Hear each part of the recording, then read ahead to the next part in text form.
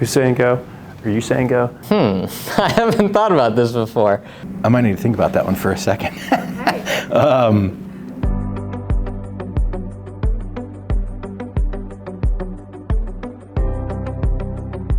My name is Jeffrey Sackenheim. My name's Charlie Janigan. I'm Abby Anastasio. My name is John Noble. Aaron Byerly. Steve Kennett. Cassidy Rogers. Jamie Crewer. Jackman Land.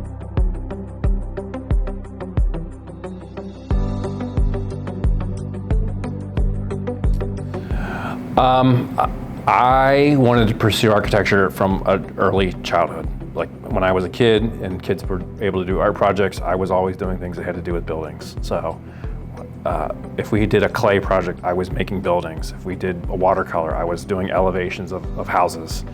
And so it's one of those things that I've always wanted to do, and I was able to take architecture classes in high school, and that really led to college, which led to co-op, which led to starting at SHP, which led to where I am today.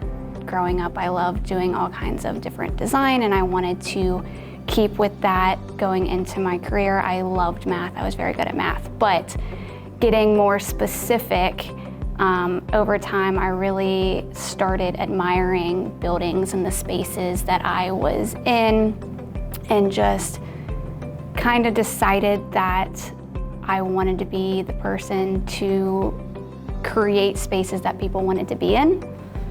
So I was in sixth grade, and I was in a shop class, and the assignment was to build a doghouse, and they gave us a doghouse plan, and my best friend's dog had just had puppies, and the doghouse that I was going to build based on these plans was too small. So I asked the teacher if I could change the design so that it would be a better doghouse for a litter of puppies as opposed to for just one dog.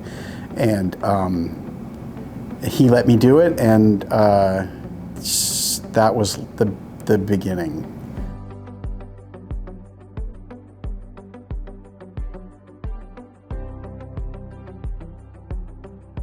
I think I get it from everywhere.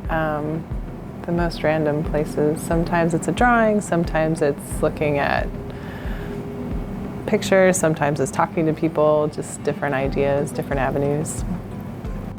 I think the cool thing about architecture is that it's everywhere, so you can walk down the street any place you are and find inspiration by just looking around. People, SHP is filled with experienced people and people that I love to rely on and ask questions to. I draw inspiration a lot from my friends. I have a lot of friends that are musicians. I really like music. The way it can change an atmosphere of space that's not physical. It's something really different from what architecture is, where it's all about your perception of a space.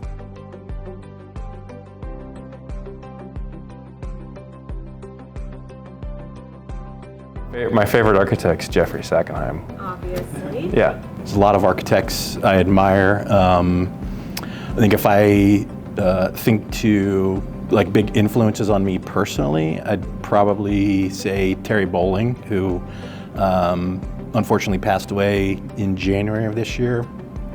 I met him about 20 years ago when I was at the University of Cincinnati, and he was my studio professor, and ultimately became a great mentor and very close friend of mine, and really just appreciated his dedication to the craft and his point of view on architecture and his creative process. And yeah, I'd say he was a big personal influence on me, and obviously a very local example of someone that I really respect and admire.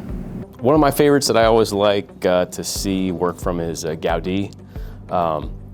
Actually get to go to Spain for the first time in the spring of 25, and I get to see some of his stuff up close and personal, so I'm super excited about that. A favorite architect specifically, I don't really have a favorite singular architect.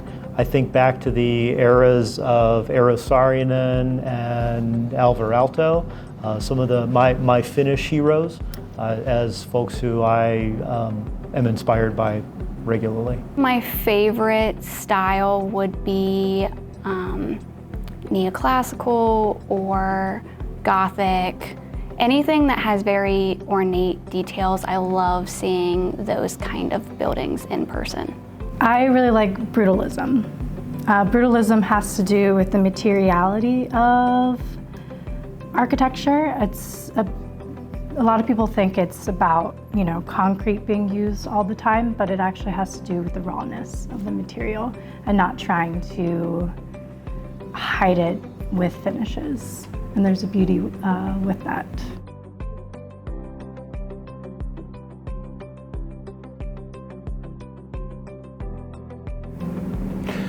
Probably my dad.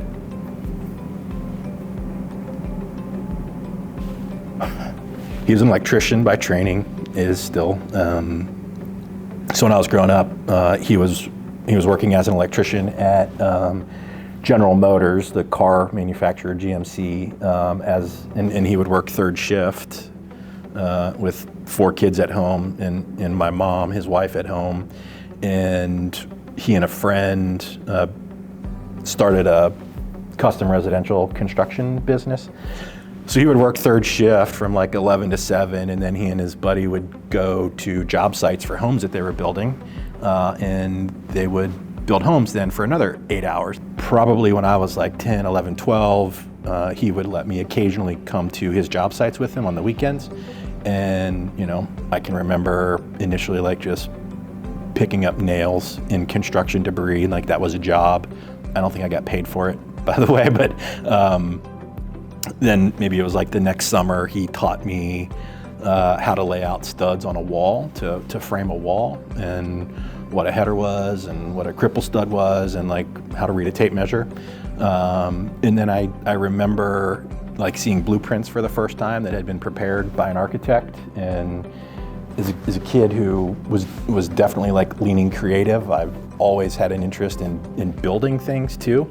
And I think then when I learned at a pretty early age that there was this profession where you could be creative, but you could still make things, that was like a tremendous light bulb going off in my head. And I would tell you that probably from like the age of 13 or 14, I knew that I wanted to be an architect. Once I knew what that job was, it set me on a path that has ultimately led me here. And so I think, if there's been one major influence, it would be my dad, because, through his career and his, working 2 jobs essentially to provide for his family, exposed me to construction and then ultimately an architect, and here we are. So thanks, Dad.